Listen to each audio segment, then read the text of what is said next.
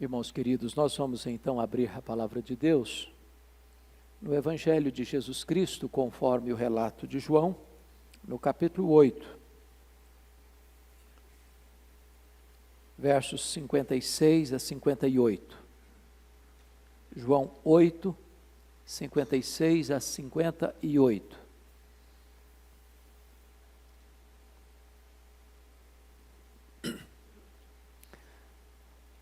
Abraão, vosso pai, alegrou-se por ver o meu dia, viu e regozijou-se. Perguntaram-lhe, pois, os judeus: ainda não tens 50 anos e viste a Abraão? Respondeu-lhe Jesus: em verdade vos digo, antes que Abraão existisse, eu sou. Amém.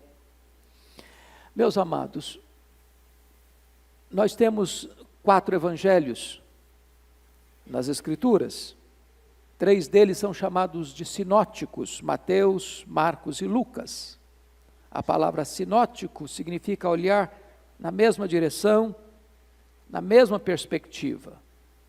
Muito embora esses 3 primeiros evangelhos abordem a vida, o ministério, a morte e a ressurreição de Jesus numa mesma perspectiva, eles têm características ainda distintas, de tal maneira que Mateus, escrito para os judeus, retrata Jesus como rei, o rei dos reis.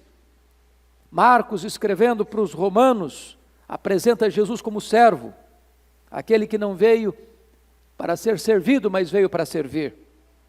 Lucas, que escreveu para Teófilo, um homem grego, ele apresenta Jesus como homem perfeito. Mas João escreveu mais tarde, já no final do primeiro século.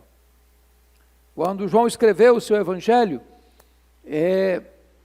os outros apóstolos já estavam mortos, e todos eles martirizados, a maioria deles crucificados, outros mortos à espada, outros por uma flechada.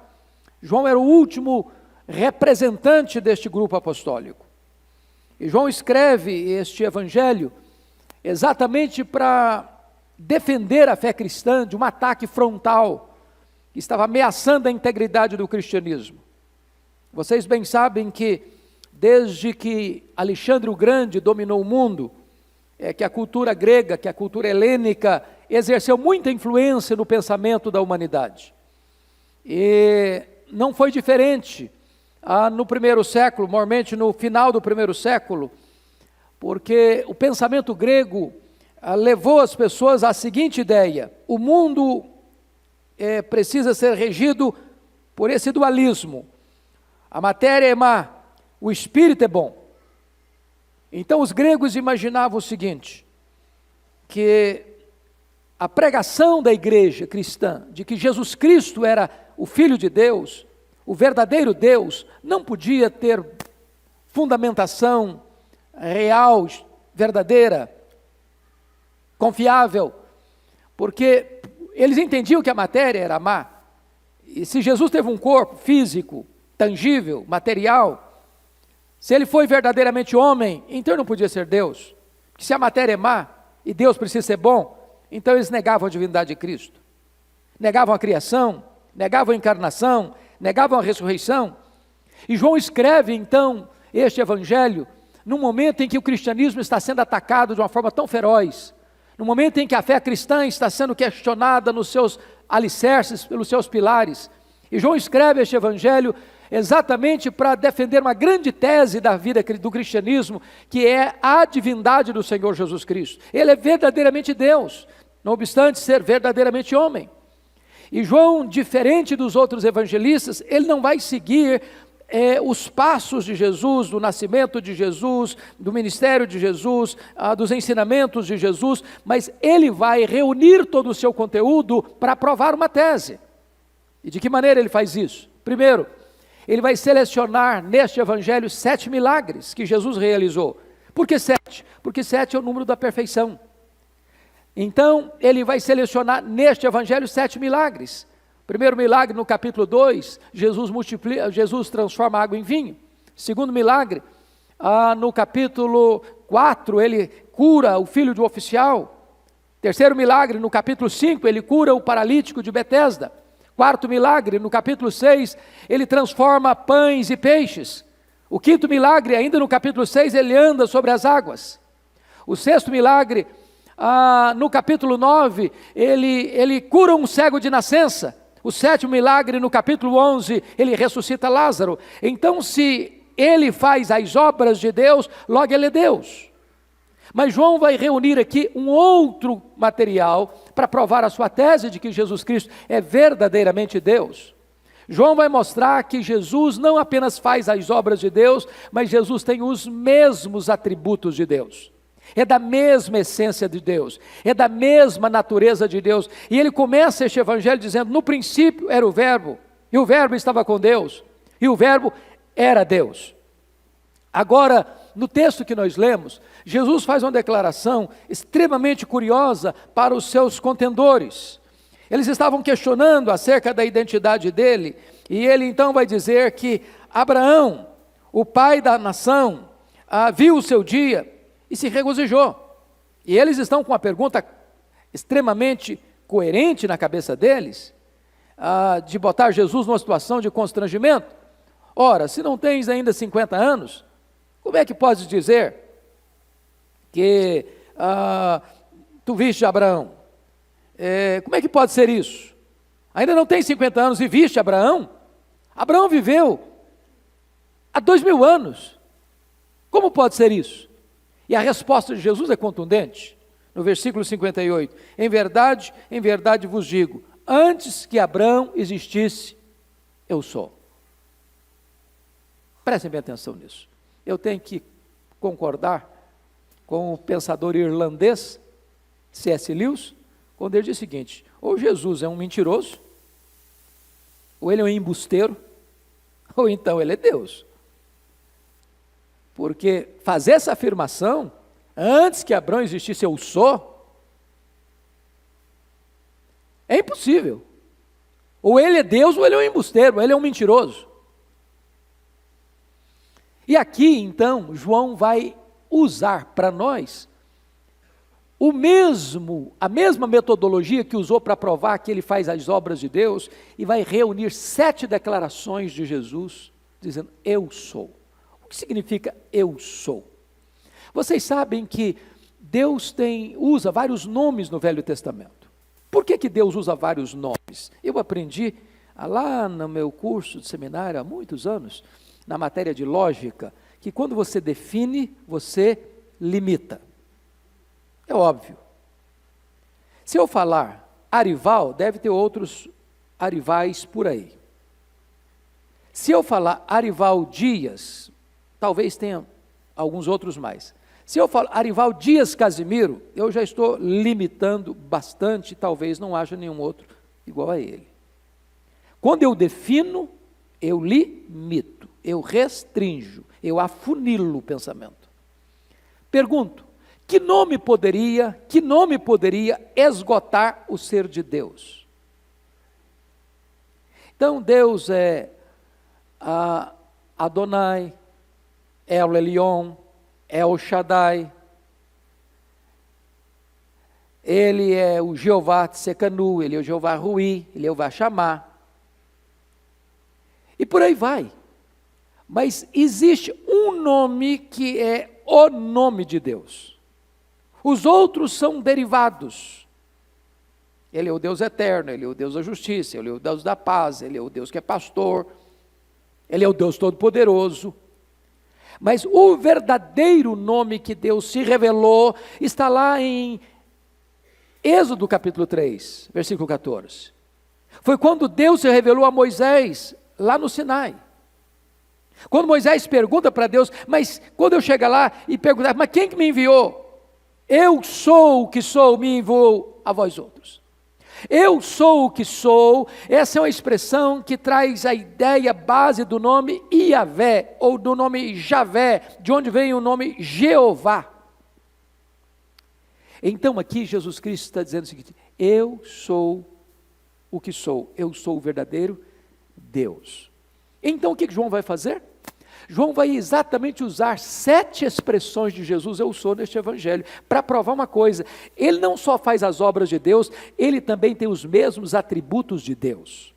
Primeira vez que isso aparece, confira comigo, está lá no capítulo 6, versículo 35, Jesus Cristo vai dizer o seguinte, preste bem atenção: declarou-lhes, pois, Jesus: eu sou o pão da vida, o que vem a mim jamais terá fome, e o que crê em mim jamais terá sede.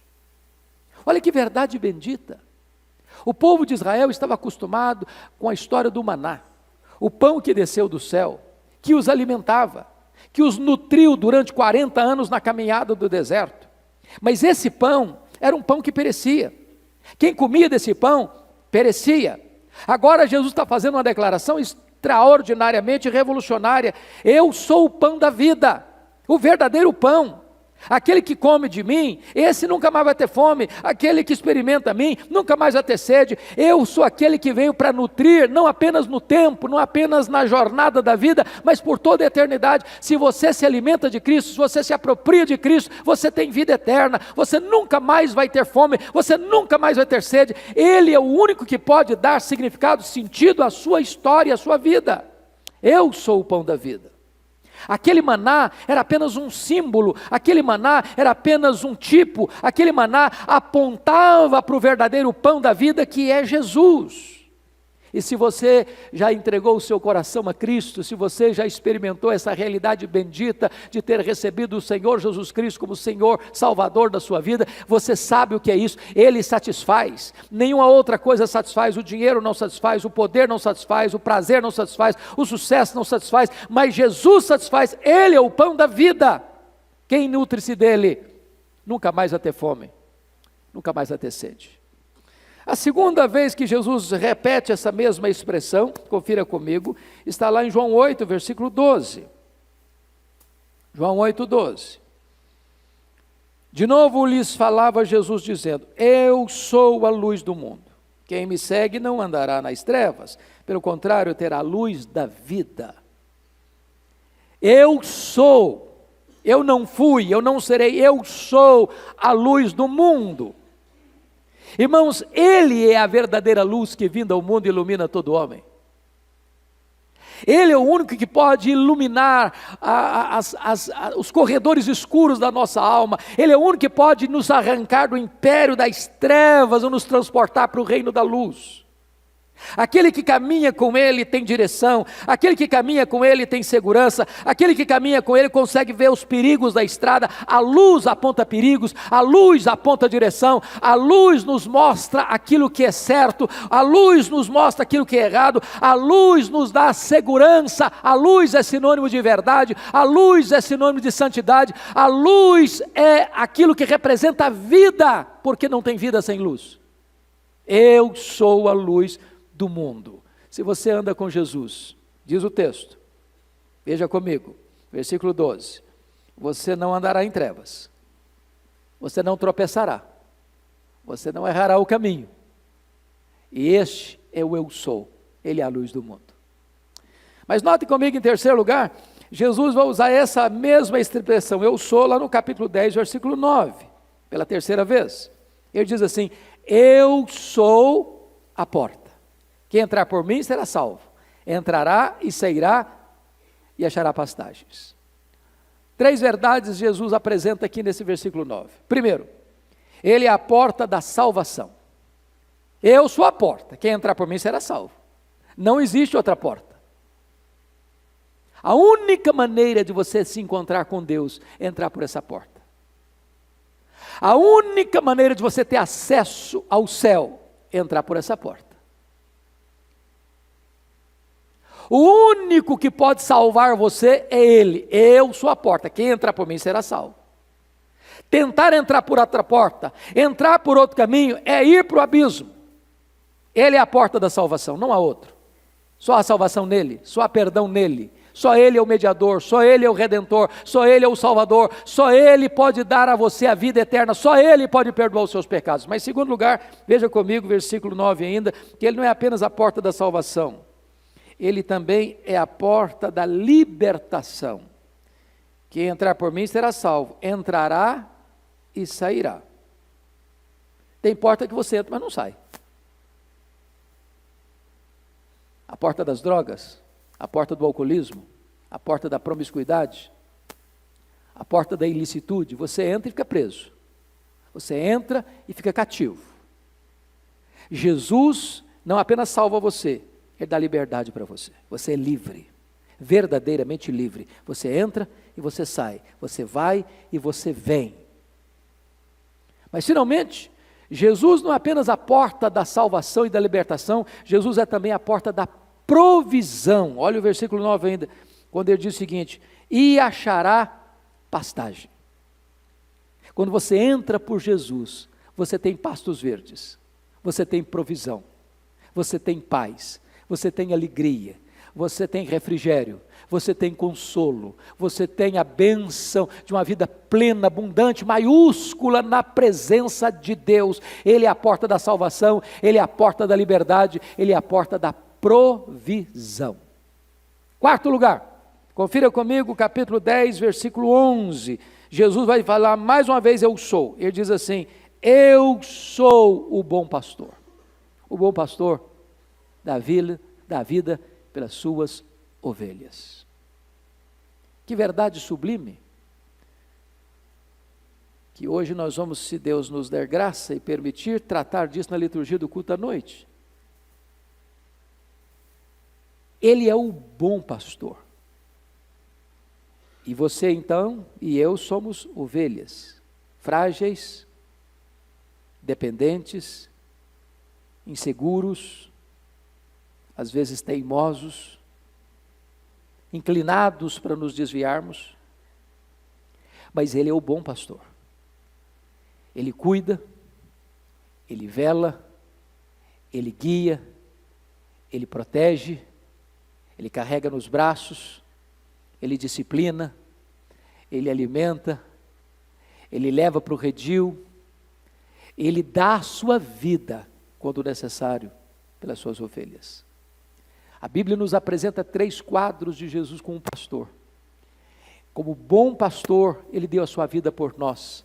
Como grande pastor, Ele vive para nós. E como supremo pastor, Ele voltará para nós. Esta é a realidade do Salmo 22. No Salmo 22, Ele é o bom pastor que deu a sua vida. No Salmo 23, Ele é o grande pastor que cuida das ovelhas. E no Salmo 24, Ele é o supremo pastor que voltará pelas ovelhas. Ele é o bom pastor. Ele diz: eu sou o bom pastor. A grande pergunta é: você já é ovelha dele?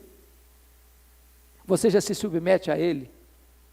Você já está debaixo do pastoreio dele? Ele comanda a sua vida, Ele dirige a sua vida. Mas notem comigo, quinto lugar, quinta expressão de Jesus: eu sou. Capítulo 11, verso 25. Jesus diz assim: disse-lhe Jesus: eu sou a ressurreição e a vida, quem crê em mim, ainda que morra, viverá. Oh, amados irmãos, o maior temor do homem, depois do pecado, é a morte.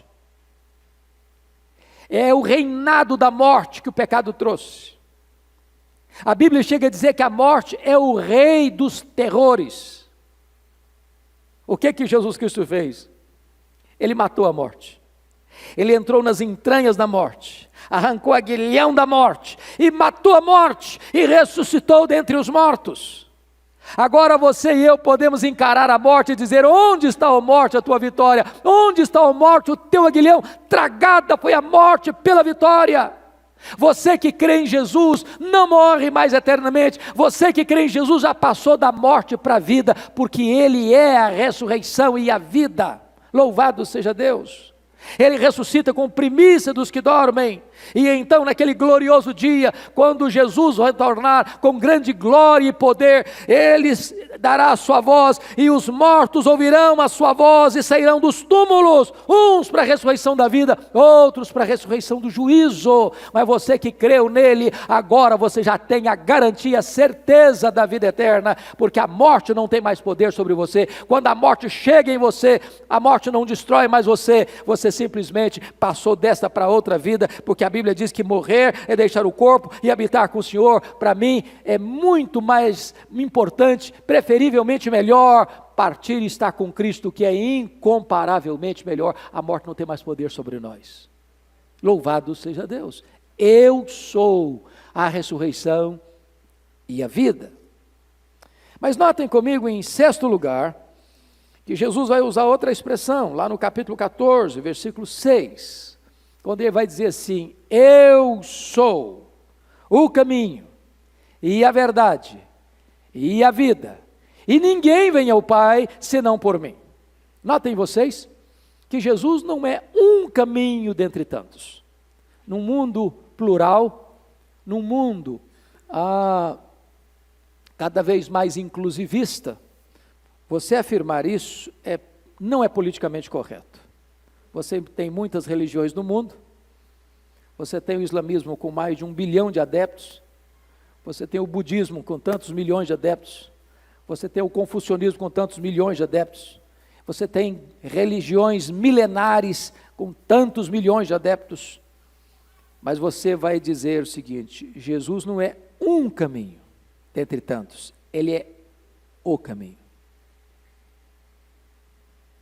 Não existem outros salvadores, não há nenhum outro nome dado entre os homens pelo qual importa que sejamos salvos. Nas religiões existe um panteão de mediadores, mas nós entendemos que há um só Deus e um só mediador entre Deus e os homens, Jesus Cristo o homem. Ele não é um caminho, ele é o caminho, e a não ser que você ande por esse caminho, você jamais poderá ter acesso ao céu, ao Pai. Mas ele diz: eu sou o caminho e eu sou a verdade. Ele não é uma dentre as verdades. Nós estamos num mundo onde a verdade, desde Immanuel Kant para cá, vocês se lembram disso, filósofo alemão, que até Immanuel Kant se pensava antiteticamente. Ou seja, se A é verdade, não há, não pode ser verdade. Se luz é claro, trevas não pode ser claro. Mas Immanuel Kant começa, com o seu livro A Crítica da Razão Pura, questionar isso. Daí vem a dialética de Hegel, daí vem o relativismo filosófico, que desembocou no relativismo moral. O que é verdade hoje? O mundo de hoje diz que cada um tem sua verdade. O que é verdade para mim não é verdade para você, diz o mundo. Mas aqui Jesus Cristo está trazendo para nós uma ideia poderosíssima. A verdade não é um conceito, a verdade é uma pessoa. Ele é a verdade. Ele não é uma verdade, ele não é a maior verdade, ele não é a melhor verdade, ele é a única verdade, ele é a verdade. A verdade que alimenta a sua mente, a verdade que pacifica a sua alma, a verdade que instrui o seu coração. Ele diz: eu sou a verdade. E ele termina dizendo o seguinte: eu sou a vida. Eu sou a vida. Você não tem vida a não ser que você tenha Jesus. Nele estava a vida. Ele é o autor da vida. Só Ele concede vida. Aquele que vem a Ele tem vida, e tem vida eterna.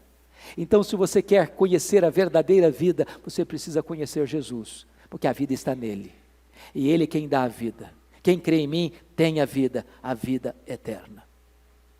E Jesus conclui então, aliás João conclui esse registro seu para provar a divindade de Cristo, usando a 7ª declaração de Jesus: eu sou, que está lá em João 15, versículo 1, quando ele diz o seguinte: eu sou a videira verdadeira e meu Pai é o agricultor. Que figura preciosa! Ele é a videira verdadeira. E você e eu só temos vida quando nós somos enxertados nele. Nós somos os ramos enxertados nele. A seiva que produz vida em nós não vem de nós, vem dele. E é o Pai que é o agricultor. De tal maneira que você é enxertado nele para você produzir fruto. Para produzir mais fruto. para produzir muito fruto. E é na medida em que você produz muito fruto, é que o Pai, o agricultor, é glorificado, porque você não foi enxertado na videira verdadeira para ser um ramo seco, para ser um ramo estéril, para ser um ramo infrutífero, porque aquele ramo que não produz fruto, ele corta, e aquele que não está enxertado nele, é arrancado e jogado no fogo. Então não adianta você estar enxertado na igreja, ou você estar enxertado na religião, você está enxertado nesse ou naquele agrupamento religioso. Você precisa da igreja, sim, é verdade, mas a única maneira de você encontrar vida é você estar enxertado em Cristo, você está ligado a Cristo, você está unido a Cristo, você pertencer a Cristo, porque é dele que surge a seiva da vida, da salvação.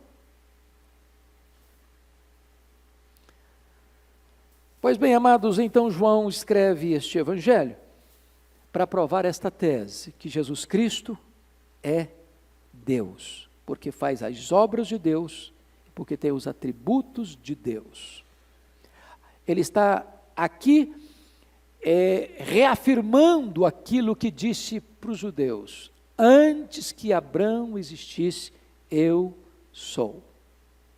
Ele é o verdadeiro Deus, o Deus Yahvé, o Deus Javé, o Deus Jeová, o nosso Senhor, o nosso Redentor, a razão da nossa vida. Qual é o nosso papel como igreja? Eu quero concluir aqui. Dessas 7 declarações de Jesus, eu sou, uma delas ele reparte com a igreja. Ele reparte com a igreja. Ele disse em João 8,12, eu sou a luz do mundo. Mas ele diz em Mateus 5,14, vós sois a luz do mundo. Notem vocês que Jesus nunca disse para a igreja assim, vós sois o pão da vida, vós sois a porta, vós sois o bom pastor, vós sois a ressurreição e a vida, vós sois o caminho, a verdade e a vida, vós sois a videira verdadeira. Ele nunca disse isso, mas ele disse para a igreja assim, eu sou a luz do mundo, vós sois a luz do mundo. Como entender essa gloriosa verdade?